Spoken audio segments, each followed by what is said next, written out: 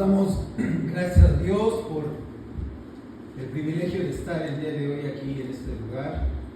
Realmente contaba un hermano que cuando entramos a la casa de oración, al templo, espiritualmente, si nos viéramos, pues muchos venimos lesionados con situaciones que nos han pasado en la semana, pero es reconfortante llegar a la iglesia, tener coinonía entre nosotros y saber que estamos haciendo algo que le agrada al Señor y haciendo tesoros en el cielo.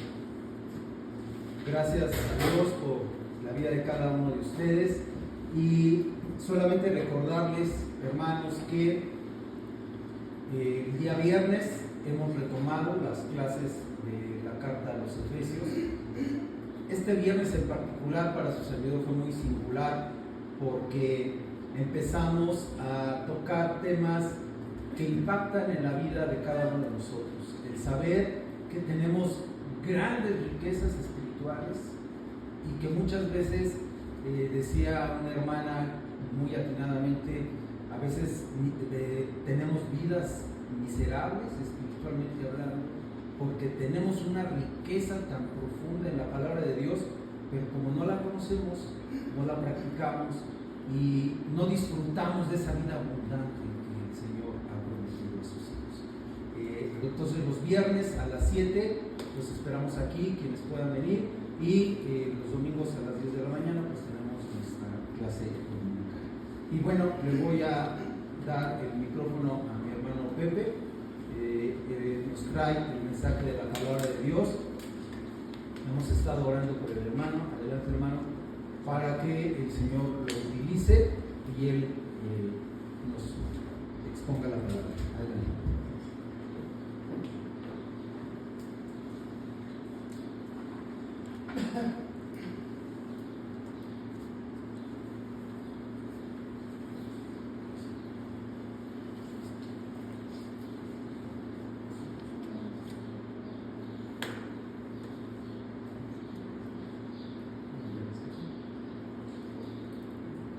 ¿Me escuchan, hermanos? Sí, sí.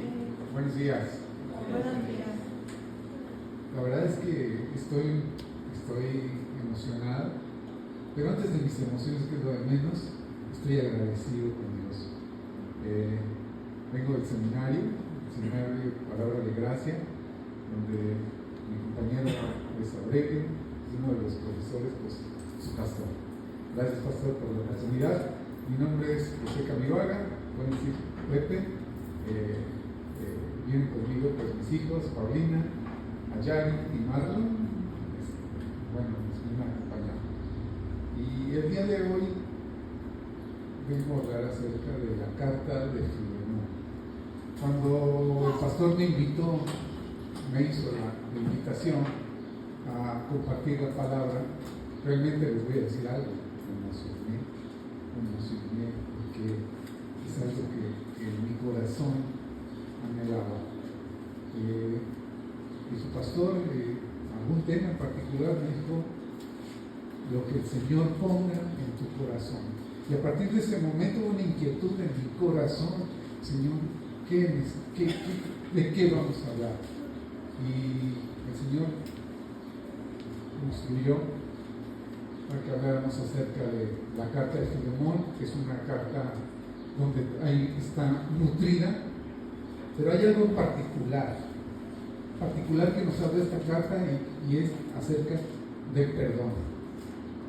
Del perdón, en donde yo le decía al Señor: ponme de lo que vamos a hablar, pero también prepara los oídos de las personas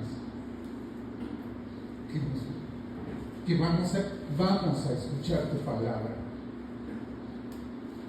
Eso me removió, porque no solamente es predicar y abrir la boca y hablar, sino porque el Señor estaba hablando a mi corazón, y que seguramente si hoy tú te encuentras aquí es porque el Señor te trajo, porque no hubo un solo día donde yo no clamara y donde yo no pidiera: Señor, tú sabes las personas que van a asistir ese día.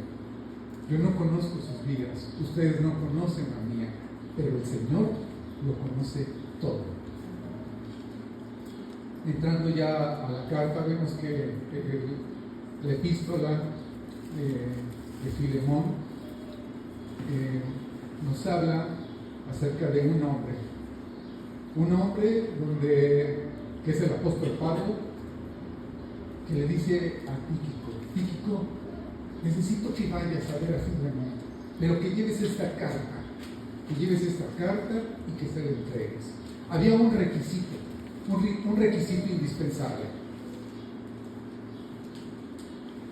La tienes que entregar directamente a él, pero no la vas a abrir.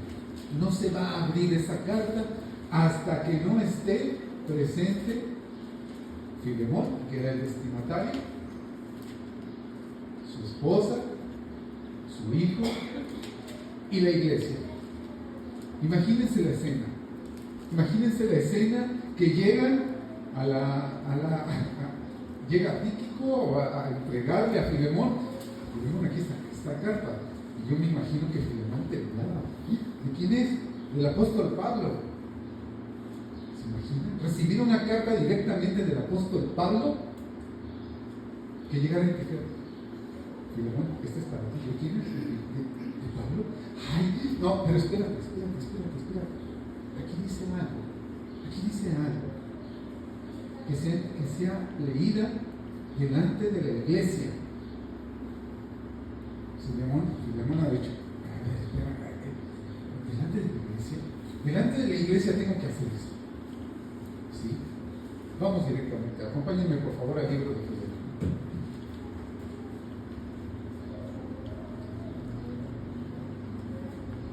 Pablo, prisionero de Jesucristo, y el hermano Timoteo. Antes que otra cosa, hermanos, una pausa. Vamos a poner esto en manos de Dios. Amado Padre, Señor, te damos gracias, Señor, por este tiempo, por esta oportunidad, Señor, el privilegio de escuchar tu palabra, Señor. Permíteme hacerlo, Señor, con temor y temblor, Señor, sabiendo que esta palabra salió de tu boca. Es tu misma voz, Señor, hablando, Señor. No permitas que tu siervo saque su carnalidad, Padre, sino al contrario, que sea tu Espíritu Santo guiándonos, Señor, tocando nuestros corazones, Señor. Todo esto te lo pedimos en el precioso nombre de nuestro Señor Jesucristo. Amén.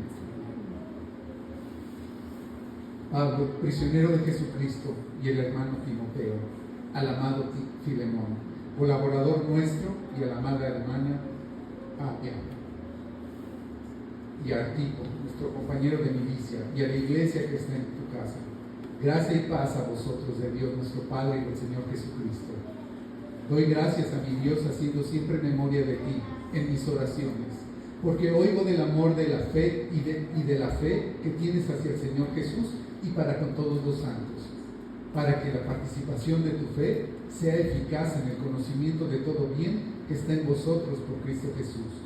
Pues tenemos gran gozo y consolación en tu amor, porque por ti, oh hermano, han sido confortados los corazones, por lo cual, aunque tengo mucha libertad en Cristo para mandarte lo que conviene, más bien te ruego por amor, siendo como soy, Pablo, ya anciano, y ahora además prisionero de Jesucristo. Te ruego por mi hijo Onésimo, a quien engendré mis prisiones, el cual en otro tiempo te fue inútil, pero ahora a ti y a mí nos es útil, el cual vuelvo a enviarte. Tú pues recíbele como a mí mismo.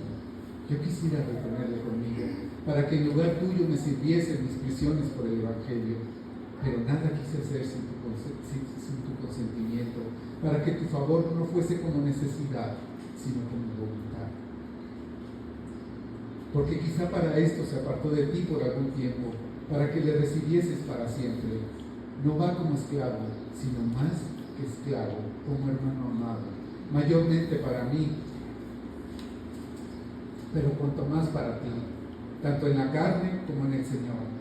Así que, si me tienes por compañero, recíbele como a mí mismo, y si en algo te dañó o te debe, ponlo a mi cuenta. Yo, Pablo, lo escribo de mi mano, yo lo pagaré, por no decirte que aún tú mismo te debes también. Te me debes también. Sí, hermano, tenga yo algún provecho en ti, en el Señor, conforta mi corazón en el Señor. Te he escrito confiado en tu obediencia, sabiendo que harás aún más de lo que te digo. Prepárame también alojamiento, porque espero que por vuestras oraciones os seré concedido.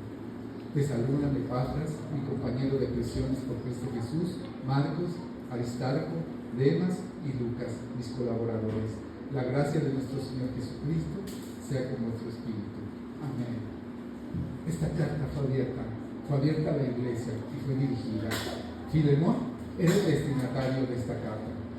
Era un miembro prominente de la iglesia de Colosas, la cual se reunían en su casa. La carta era para él, su familia y la iglesia. Filemón había sido salvado bajo el ministerio de Pablo. Era un hombre acaudalado, un hombre pudiente, tenía los suficientes recursos económicos como para tener una casa grande en donde se congregaban los hermanos. Filemón también poseía por lo menos un esclavo, un hombre llamado Onésimo. Grábenselo bien. Filemón, Pablo, Onésimo. ¿Qué significa Onésimo? Útil. Se consideraba que los esclavos no eran en realidad personas bajo la ley, sino solo una propiedad de sus amos. Podían ser vendidos, intercambiados, regalados o utilizados como pago por las deudas a su amo. De esta epístola se da por sentado que Filemón tiene derechos que poseían sobre la vida de Onésimo. Era su posesión. Esta agua es mi posesión. Lo mismo era de un amo hacia un esclavo. Eran posesiones, como cosas. Dice, lo vamos a dividir, esta carta la vamos a dividir en 6 partes y una conclusión. Primeramente, el saludo. Versículo 1, del 1 al 3. Pablo, prisionero de Jesucristo, y el hermano Timoteo, al amado Filemón, colaborador nuestro, y a la hermana Apia, y a Arquipo, nuestro compañero de milicia, y a la iglesia que está en su casa, gracia y paz a vosotros, de Dios nuestro Padre y del Señor Jesucristo. Pablo comienza la carta con su nombre en conformidad con la práctica del mundo antiguo. Pablo se describe a sí mismo como prisionero por causa de Cristo y por su voluntad. En nuestros términos, diciendo, estoy en la cárcel, no la estoy pasando bien, no hay comodidades, pero ¿qué lo sostenía? La causa era Jesucristo. El corazón de Filemón debió saltar de gozo cuando de pronto vio el nombre de la carta, ¿no? Para quién iba destinada la carta, como lo dije en un principio, ¿no? De Pablo, era de Pablo, ese Pablo que le predicó en algún momento, probablemente en Éfeso, a Filemón, le compartió el Evangelio, fue salvo por Pablo. La emoción era muy grande.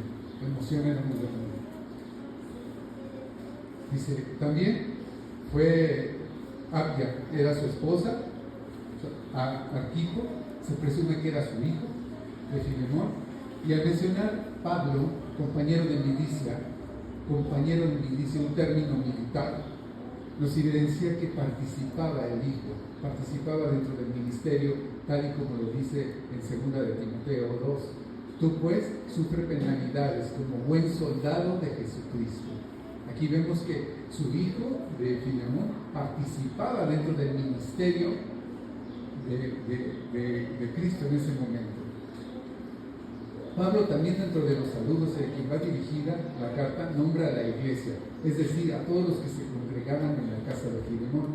Aunque Filemón era una carta privada, Pablo quería que se leyera a toda la iglesia. Así comprenderían la importancia del perdón y confirmarían la responsabilidad de Filemón. No había vuelta loca. Ya vamos entrando a lo preciso, al punto clave. Quería que se hablara a la iglesia. No había forma de huir, no había escapatoria. Vamos al segundo, que se llama la virtud de uno que perdona. Doy gracias, versículo 4, doy gracias a mi Dios, haciendo siempre memoria de ti en mis oraciones, porque oigo del amor y de la fe que tienes hacia el Señor Jesús y para con todos los santos, para que la participación de tu fe sea eficaz en el conocimiento de todo el bien que está en vosotros por Cristo Jesús. Pues tenemos gran gozo y consolación en tu amor, porque por ti, oh hermano, han sido confortados los corazones de los santos. Nos está describiendo un hombre amoroso, de esos hombres que se les acerca a uno. Ay, me siento mal. Siempre tenía una palabra, y la palabra estaba aquí.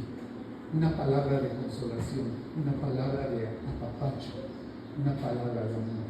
Dice, Pablo comienza el principal bloque del texto de su carta elogiando a Filemón. Su intención no era adularlo, no era ensancharlo, no era que se le hicieran unas alas de pavo real. Esa no era la intención, sino que mostraba más bien la convicción del apóstol de que el elogio legítimo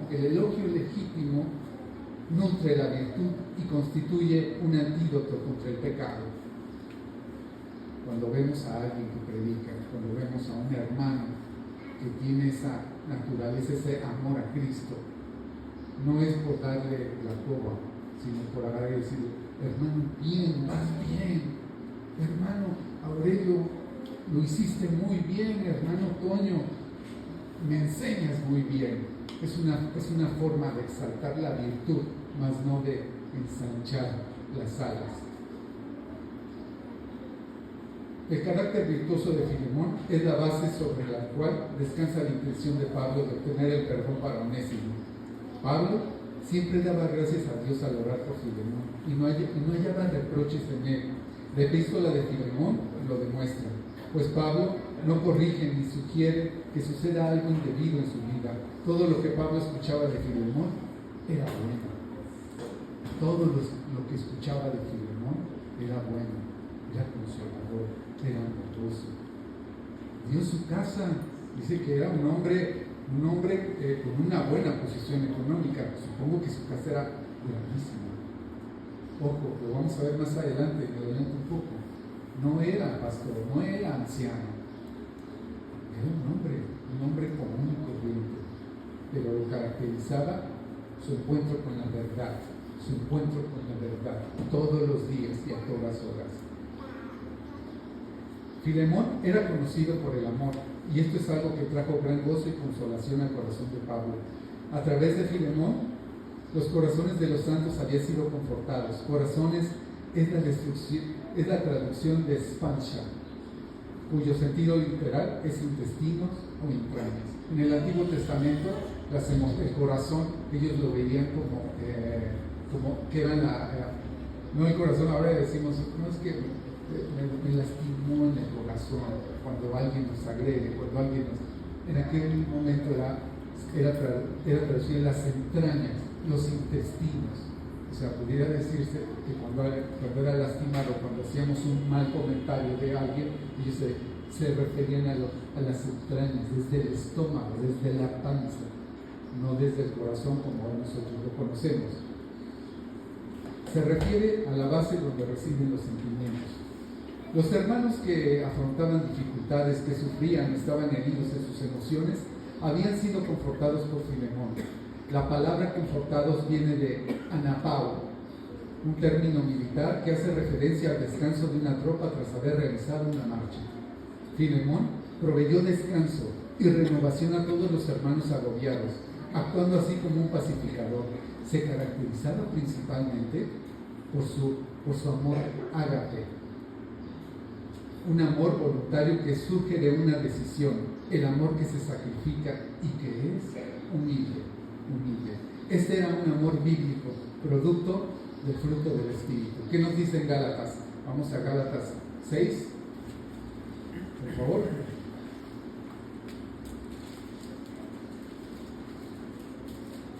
Gálatas 5, 6, por favor. Porque en Cristo Jesús ni la circuncisión vale algo, ni la incircuncisión, sino la fe que obra por el amor. Entonces ya vimos que Filemón estaba guiado por el amor. Ahí mismo en 5:22, ¿qué nos dicen los frutos del Espíritu? Mas el fruto del Espíritu es amor, gozo, paciencia, benignidad, bondad, fe. Entonces volvemos a la Escritura. Filemón tenía una buena relación con la Escritura, sabía que de ahí partía todo, y no era por por nuestra naturaleza. En nuestra naturaleza carnal lo único que tenemos es pecado, es lo único que sabemos hacer. Pero en el espíritu que tenemos, amor, gozo, benignidad, esa era la característica de Filemón. Según la información que se tiene, Filemón no ejercía funciones en la iglesia como anciano, diácono ni maestro, sino que era más bien un hombre de negocios. No obstante, era un hombre que se destacaba por su bondad y con su vida bendecía a todos los que le rodeaban. Pablo sabía que por ser ese tipo de persona, Filemón sería pronto para perdonar, puesto que los conocimientos que tenía eran el resultado de tener un contacto con la verdad. Ya dimos mucha parte de perdón. Sí, me estás hablando del perdón, pero ¿perdón a qué? ¿A quién? ¿O por qué? Nos vamos a Onésimo. Onésimo era el esclavo de Pablo, y lo vamos a ver un poquito más adelante, pero nos vamos, ahora sí, dando unos pasos más. Onésimo era su esclavo, pero ya era un fugitivo. Un fugitivo huyó a Roma buscando perderse de entre la enorme población de esclavos, prófugo de la capital del Imperio Romano, y había quebrantado la ley romana y defraudado a su amo. ¿Y quién lo defraudó? Aparentemente, y nos lo dice la Escritura más adelante, robó dinero. Muchas veces los esclavos formaban parte ya de la familia de los amos, o sea, eran hasta considerados, y de acuerdo a aquellos tiempos también llegaba el momento en que los amos los podrían dejar en sus testamentos. Era tanta la relación, tanta la confianza, que ya formaban parte de ellos. Muchos esclavos estaban tan a gusto que ya no se iban, tenían ahí sus familias. Había otros que eran prófugos, y este fue el caso de Onésimo. Aparentemente le robó dinero.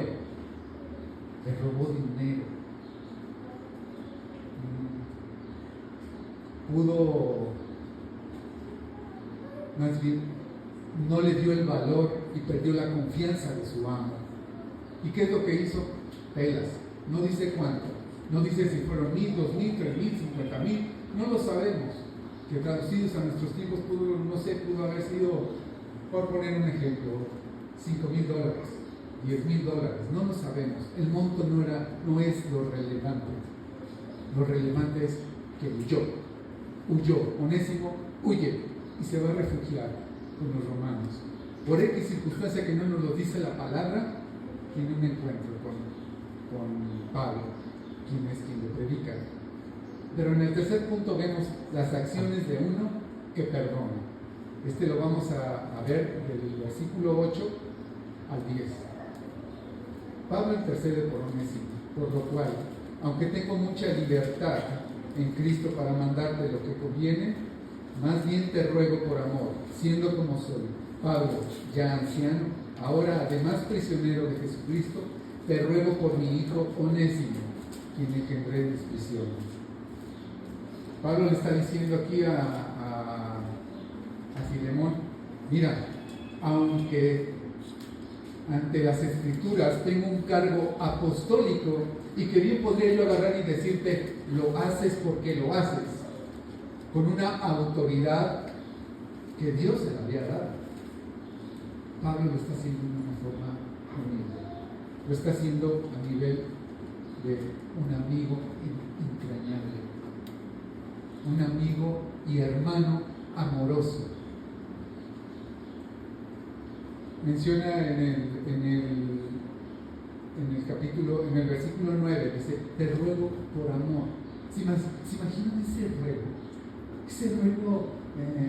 No sé cómo expresarlo, agarrar y decir, por favor, te lo quiero pedir. No así de una forma altanera, de una forma arrogante. Te quiero pedir algo. Amigo, te quiero pedir algo. Te pido por mi hijo Onésimo. Aunque no era su hijo de sangre, era su hijo espiritual. Recordemos que llegó a Roma y por X circunstancia ya había recibido el Evangelio, ya le habían compartido la palabra de Dios. Onésimo ya era considerado para Pablo ya hermano, de hecho, le es útil. Que es un hermano que daba servicio, que apoyaba a la iglesia. Dice, te pido por mi hijo espiritual, mi hijo Onésimo. No cualquiera se le puede llamar hijo. No cualquiera. Yo hace un momento les presenté a mis 3 hijos, pero eso no quiere decir que yo ande por el mundo, este también es mi hijo, este también. O sea, se imaginan que fuera de esa forma, pues no sería algo real, sino que tenemos un afecto especial, un amor particular. Y miren que Pablo le predicaba a muchísima gente, era el apóstol de la predicación. Y vemos este hombre que no, que le está diciendo, por favor, recíbelo. Aunque es el tema de la carta de Filemón, la palabra perdón dentro de toda la carta no aparece en el libro, literal no aparece. Pablo no apela a la ley ni a los principios, sino al amor. Está hablando al amor. Y podía hacerlo así porque sabía que Filemón era un hombre piadoso. También el trato que hacía Filemón era un trato particular. Pablo sabía quién era. No era ministro, pero sabía lo que había en su corazón. Hace un momento leímos los frutos del Espíritu que tenía Filemón. Conocía los principios bíblicos acerca del perdón en los cristianos. Filemón podía leer con mucha atención, podía leer acerca del perdón, podía escuchar sobre el tema, pero le faltaba algo. Le faltaba algo que es muy importante: ejercitarlo. Y seguramente tú y yo lo hemos pasado por ahí. ¿Cómo voy a saber del perdón si no lo ejercito? ¿Cómo voy a saber perdonar a mi esposa? ¿Cómo voy a saber perdonar a mi esposo, a mis hijos, a las personas de la calle, a las personas que no conozco, que me agreden en el auto, si no ejercito el perdón? Por eso al principio yo dije, esta es una carta que si le pusiéramos ahí en la epístola para Pepe, para Juan, para cada uno de nosotros, porque no estamos exentos. Podemos leerlo igual que Filemón, podemos escucharlo igual que Filemón, pero ¿cómo lo vives? ¿Cómo lo estás viviendo en tu casa, empezando por tu casa? ¿Cómo lo estás viviendo como cristiano? Como hijo de Dios, ¿cómo lo estamos viviendo? Filemón podía leer acerca del perdón o escuchar un sermón sobre el tema, pero a menos que ejercitar el perdón en su propia vida, no lograría obtener un conocimiento acerca del mismo basado en la experiencia. Vamos a hacer mención de algunos de los principios básicos que Filemón tuvo que llevar a cabo y no nos exime a nosotros como cristianos. El primero determina que no solo el asesinato está prohibido por el 6º mandamiento que dice no matarás, y lo pueden encontrar en Éxodo 20:13. Es el 6º mandamiento, sino también la ira y la falta de perdón. En Mateo, Jesucristo nos lo expande, nos lo explica de mejor forma. Mateo 5:21. Mateo 5:21. Oísteis que fue dicho a los antiguos, no matarás, y cualquiera. ¿Los antiguos cuál era? Está hablando de Éxodo, está hablando de Éxodo 20:13. Fue dicho a los antiguos en el libro de Éxodo 20:13, pero Jesucristo dice, lo amplía y nos lo pone, está entrando más en el punto, oíste que fue dicho a los antiguos, no matarás, y cualquiera que matare será culpable de juicio, pero yo os digo que cualquiera que se enoje contra su hermano será culpable de juicio. Y cualquiera que diga necio a su hermano será culpable ante el concilio, y cualquiera que diga fatuo quedará expuesto al infierno de fuego. ¿Tú te enojas? Todos nos enojamos. Cuidado con lo que nos está enseñando la palabra de Dios.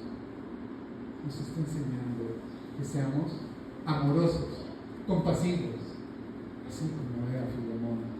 Cuando Dios estableció el mandamiento de no matar, también prohibió el odio. Ay, hasta temblamos, ¿verdad? Porque del enojo pasamos al odio. La ira sale cuando odiamos a alguien. Y el hecho de no creerle a la palabra de Dios, que todo eso éramos antes. Pero muchos hermanos cristianos, podemos inclusive como cristianos y conocedores de la palabra, odiar, no perdonar. Dice, también prohibió el odio, la malicia, la ira, la venganza y la falta de perdón hacia cualquier persona. ¿Cómo debemos de tratar con estas malas actitudes? En primer lugar, debemos recordar que quienes necesitan ser perdonados son criaturas de Dios.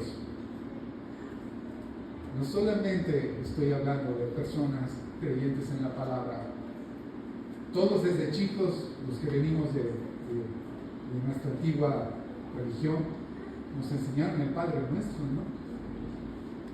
Señor, perdona nuestras ofensas como también nosotros perdonamos nuestras ofensas. En este momento, no sé qué pasaría si realmente si estamos diciendo una gran mentira.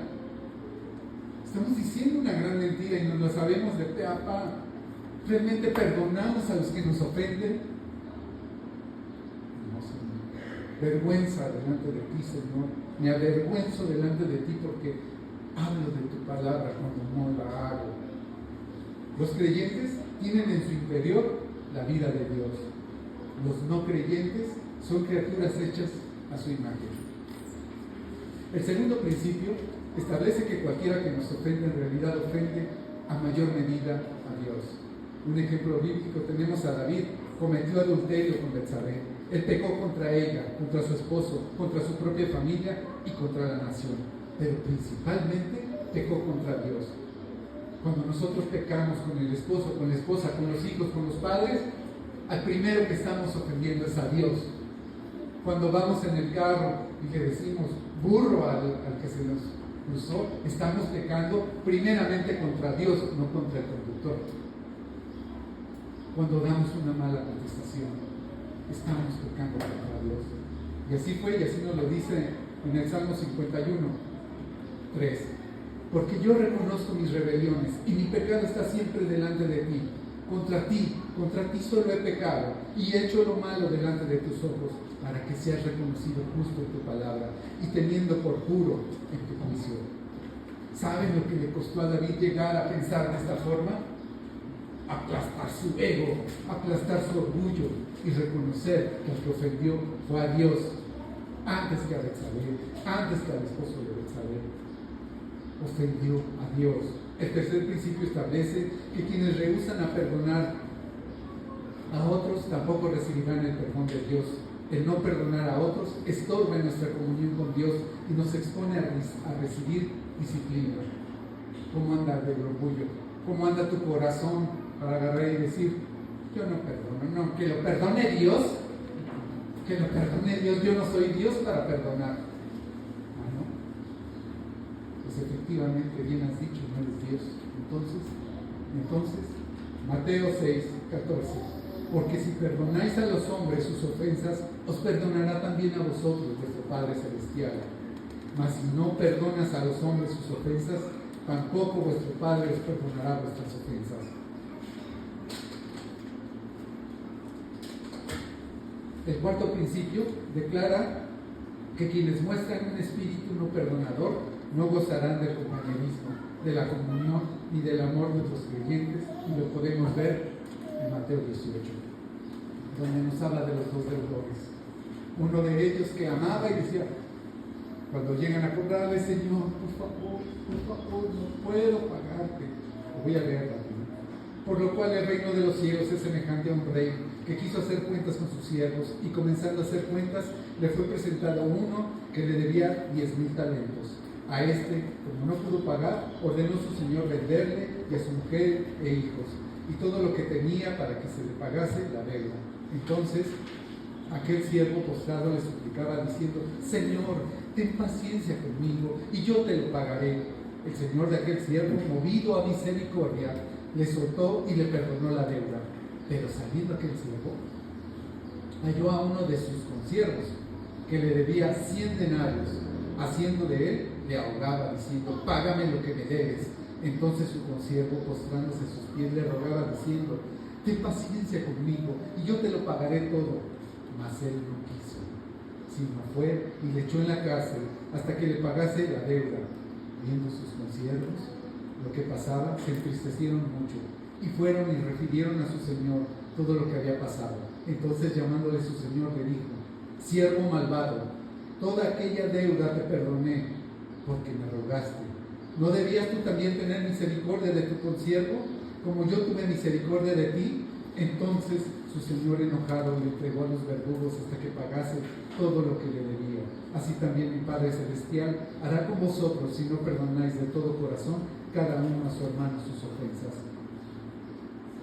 ¿Cuánto te ha perdonado Dios? ¿Cuánto nos ha perdonado Dios?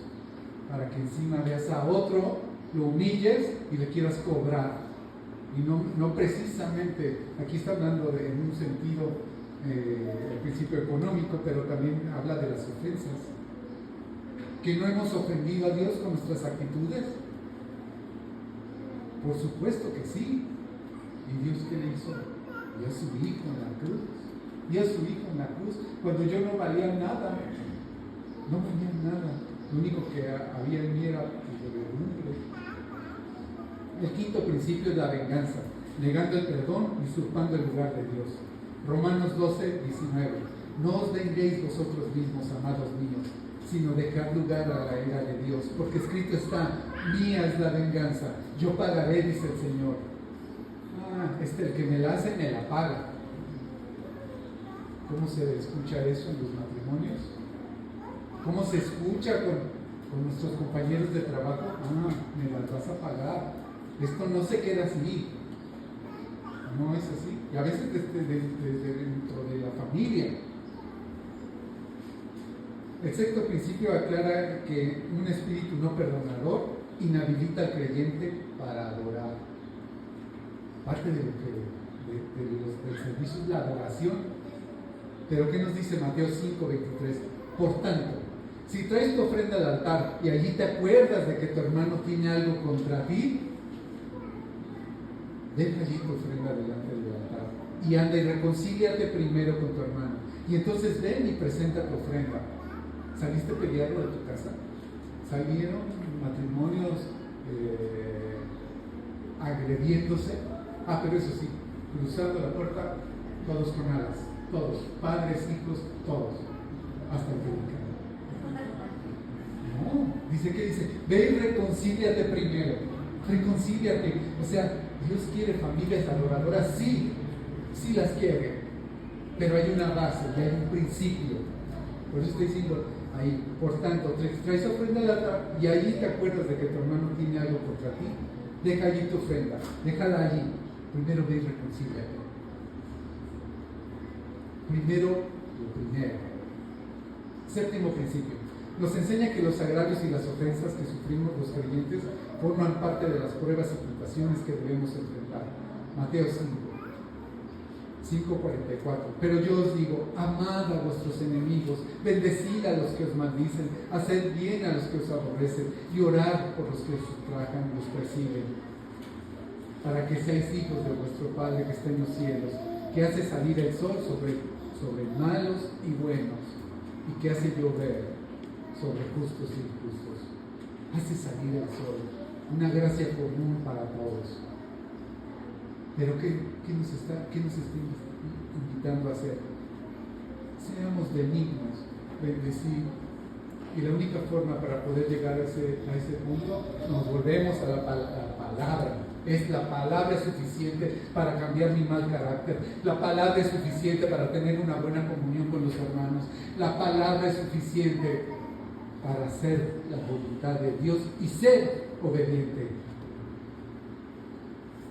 El octavo principio nos indica que debemos perdonar aun cuando no nos han pedido perdón. Nuestro Señor Jesús nos dio el ejemplo. Lucas 23:34. Jesús decía: Padre, perdónalos, porque no saben lo que hacen. Y repartieron entre sí sus vestidos, echando suertes. Cargó nuestras culpas. ¿Y qué estaba haciendo el mismo Jesucristo? Padre, perdónalos. Padre, perdónalos. Eso tenemos que hacer. A veces nos sentimos al revés. Si no me pide perdón, yo no tengo por qué perdonarlo. El Señor nos invitó, nos dio el ejemplo que hay que perdonar. Es una ordenanza, no es si quieres, es un imperativo. Y entramos al cuarto punto. Este ya es el cuarto punto, el recibimiento. Filemón. Volvemos a Filemón, versículo 10. Te ruego por mi hijo Onésimo, a quien engendré en mis prisiones, el cual en otro tiempo te fue útil, pero ahora a ti y a mí nos es útil, el cual vuelvo a enviarte tú, pues recíbele como a mí mismo. Yo quisiera retenerle conmigo, para que en lugar tuyo me sirviese en mis prisiones por el Evangelio. Pero nada quise hacer sin tu consentimiento, para que tu favor no fuese como necesidad, sino voluntario. Estaba pidiendo una libertad incondicional. No estaba diciéndole, se lo merece, no se lo merece. A ver, no. Que sea voluntario, que salga desde ti. Si es que somos hermanos, si es que eres cristiano, si es que tu autoridad es la palabra, sale, brota. El recibimiento es el primer paso en el proceso de perdonar. Esto significa abrir de nuevo la puerta y recibir al ofensor. Filemón tenía el deber de recibir de nuevo a su esclavo Onésimo, pues este solicitaba el perdón mediante 3 demostraciones claras. 1. Leer la carta y estando Onésimo presente demostraba arrepentimiento. A veces tenemos que ir al lugar cuando nos toca. Cuando nosotros la regamos, a veces sí nos toca dialogar y decir, perdón. En ocasiones se dan explicaciones, en ocasiones la sola presencia dice, un hijo de Dios sabe que le costó venir. Un hijo de Dios reconoce cuando la persona que llega dejó atrás algo que estaba tocando, el orgullo. A veces el hambre me tira, pero el orgullo me levanta. ¿Han escuchado esas frasecitas? Porque esas las escuchamos en el mundo y porque de ahí venimos. Pero cuando vemos a un hermano caído, a veces no hay necesidad ni de preguntar. Le costó. Y esto pasó con Onésimo. Onésimo ya era un hombre transformado. Ahora era un hombre temeroso de Dios. Recordemos que Pablo le compartió el Evangelio y era un hijo, ya lo veía como su hijo espiritual. Ya le había enseñado la palabra. Onésimo había demostrado ser fiel, tan útil era para Pablo que al enviarlo a su amo de regreso se casó. Él lo envió de vuelta y con él mi propio corazón. Había una unificación, había una unidad. ¿Y cuál era esa unidad? Cristo. ¿Qué nos dice en Juan capítulo 17? Acompáñenme por favor, porque es hermoso. Juan capítulo 17, versículo 20, por favor.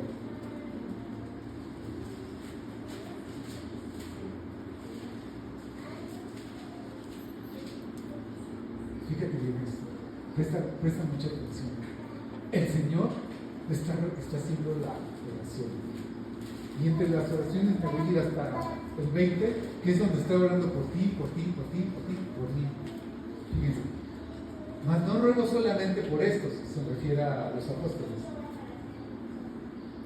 sino también por los que han de creer en mí por la palabra de ellos, para que todos sean uno como tú, oh Padre, en mí y yo en ti, que también ellos sean uno en nosotros, para que el mundo crea que tú me enviaste, para que sean uno. ¿Y nosotros qué? ¿Qué vamos a hacer? Uno junto con Dios. uno junto con Jesucristo, uno junto con el Padre, unidad, unidad. La gloria que me diste, yo les he dado para que sean uno, así como nosotros somos uno. Yo en ellos y tú en mí, para que sean perfectos en unidad, para que el mundo conozca que tú me enviaste y que los has amado a ellos como también me has amado. Padre, aquellos que me has dado, quiero que donde yo estoy, también ellos estén conmigo, para que vean mi gloria que me has dado, porque me has amado desde antes de la fundación del mundo. Padre justo, el mundo no te ha conocido, pero yo te he conocido y estos han conocido que tú me enviaste. ¡Wow! ¡Wow! Estábamos en los pensamientos del Señor. Le estaba rogando al Padre para que seamos uno. Uno. ¿Y saben qué nos separa? El pecado. Y en lo que estamos tratando el día de hoy, ¿saben qué nos separa? La falta de perdón. La falta de perdón. Es como agarrar y decir, eso tú lo dices, Señor, pero yo digo esto. No es lo que yo diga, es lo que dice la palabra. El cuarto punto es el recibimiento. Vamos del versículo 10 al 14 de Filemón, por favor. Te ruego por mi hijo Onésimo, a quien engendré en mis prisiones, el cual en otro tiempo fue inútil, pero ahora a ti y a mí nos es útil, el cual vuelvo a enviarte tú pues, recíbele como a mí mismo. Yo quisiera retenerle conmigo, para que en el lugar tuyo me sirviese en mis prisiones, por el Evangelio. Pero nada quise hacer sin tu consentimiento, para que tu favor no fuese como necesidad, sino como libertad incondicional. Cuando le dice en aquellos momentos, en aquel tiempo fue inútil, recordemos que el significado de Onésimo es útil, pero era una persona del mundo, por lo tanto era inútil. Aquí Pablo está haciendo un juego de palabras. Era inútil. Dice, pero ahora ya es útil. Hoy tú y yo somos útiles. Éramos unos inútiles. Se escucha feo. Ay, ¿por qué me dice inútil? No, pues así éramos. Pero hoy somos útiles para el servicio de nuestro Señor. La restauración. Porque quizá, Filemón 15:16, porque quizá para esto se apartó de ti por algún tiempo, para que le recibieres para siempre, no ya como esclavo, sino más que esclavo, como hermano amado, mayormente para mí, pero cuanto más para ti, tanto en la carne como en el Señor. Pablo le solicita a Filemón no solo recibir a Onésimo, sino también restaurarlo en su antigua posición de servicio. La separación de Onésimo por algún tiempo resultó por fin en que Filemón lo tendría con él para siempre, ya no como esclavo, sino más que esclavo, como un hermano amado. Y eso lo podemos ver en Génesis 50:20, ¿no? Cuando José, los hermanos querían mal para él y realmente Dios lo transformó para bien. Lo leo. Génesis 50:20. Vosotros pensasteis mal contra mí, mas Dios lo encaminó a bien para hacer lo que vemos hoy, para mantener en vida mucho pueblo. Dios encaminó las cosas para bien. Tu vida la encaminó para bien, mi vida la encaminó para bien. Filemón, restitución. Filemón 17. Así que si me tienes por compañero, recíbele como a mí mismo. Y si en algo te dañó o te debe, ponlo a mi cuenta. Yo, Pablo, lo escribo de mi mano, yo lo pagaré. Por no decirte que aún tú mismo te debes también.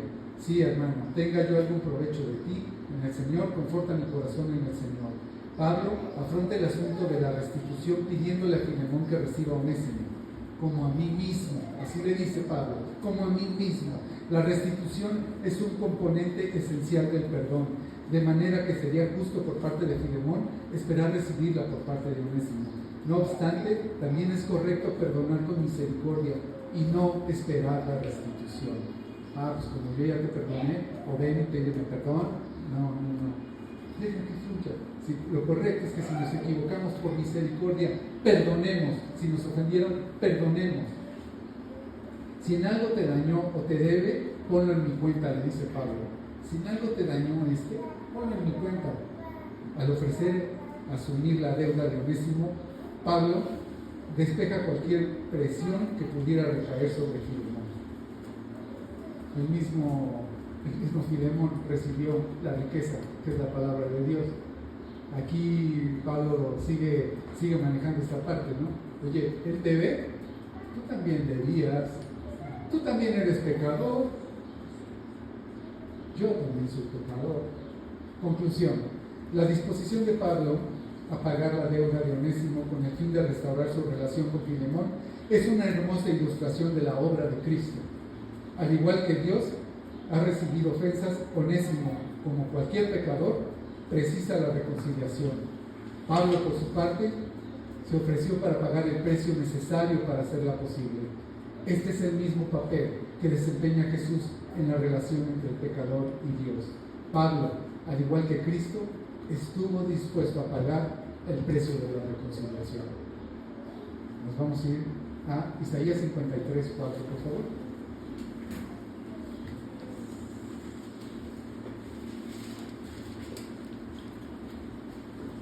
Del 4 al 6.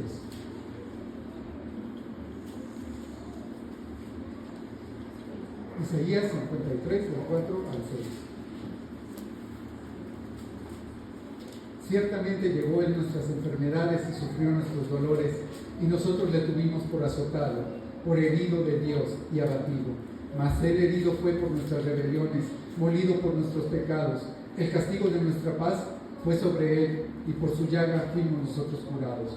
Todos nosotros nos descarriamos como ovejas, cada cual se apartó por su camino, mas Jehová cargó en él el pecado de todos nosotros. En 53:5, este versículo es la esencia de la sustitución o expiación divina. El siervo sufrió no por su propio pecado, ya que él no tuvo pecado, sino como el sustituto perfecto por los pecadores. Él sufrió el castigo de Dios a fin de procurar nuestra paz con Dios. Nuevamente, lo último lo digo. Él sufrió el castigo de Dios a fin de procurar nuestra paz con Dios. ¿Quiénes somos nosotros para señalar, para pisotear a aquel que está caído, aquel que nos ofendió? Muchas familias el día de hoy, o muchas personas están debatiendo entre la vida y la muerte, y aún así no quieren perdonar. Muchas personas ahorita están quizá en cancerología o en algún otro hospital con su arrogancia, con su orgullo. Ya les dijeron que tienen poco tiempo de vida, pero no se quieren arrepentir, no quieren perdonar. Yo no quiero perdonar a mi papá, yo no quiero perdonar a mi mamá, porque tuvieron un hijo cuando yo ya tenía 8 años. Bueno, ¿qué culpa tiene un chamaco? O sea, no. Realmente analicemos qué hay en nuestro corazón. Es que mi papá le dejó herencia, y por herencia, ¿saben qué? El Señor nos tiene una herencia eterna y no queremos aceptarla. ¿Saben qué nos detiene? El perdón. Pero eso sí, llego a la iglesia, no hay un traje con alas. No. Restaura tu matrimonio, restaura tu familia. No lo digo yo, lo dice la palabra. Perdona, te ofendió, perdona. ¿Cuántas veces tenemos que perdonar? Hasta 70 veces. Número infinito. Oremos. Amado Padre, Señor, gracias por tu bendita palabra, Señor. Te pedimos, Señor, que tú toques nuestros corazones, Señor. Que seamos capaces, Señor, de obedecerte, Señor. De valorar el sacrificio que tuvo tu Hijo en la cruz, Padre. Y que a veces hemos querido ocupar tu lugar, Señor, de vengadores. Perdónanos, Señor. Hoy es el tiempo, Señor. Hoy es el día para pedirte perdón, Señor, por todo aquello que no ha sido agradable, Señor. Por querernos sentir jueces, Dios. Perdónanos, Padre, en el nombre de Jesús. Y te pedimos, Señor, que tu palabra siempre sea nuestra vida. Amén. Es en Cristo Jesús que oramos. Amén. Amén. Gracias a Dios. Vamos a despedirnos.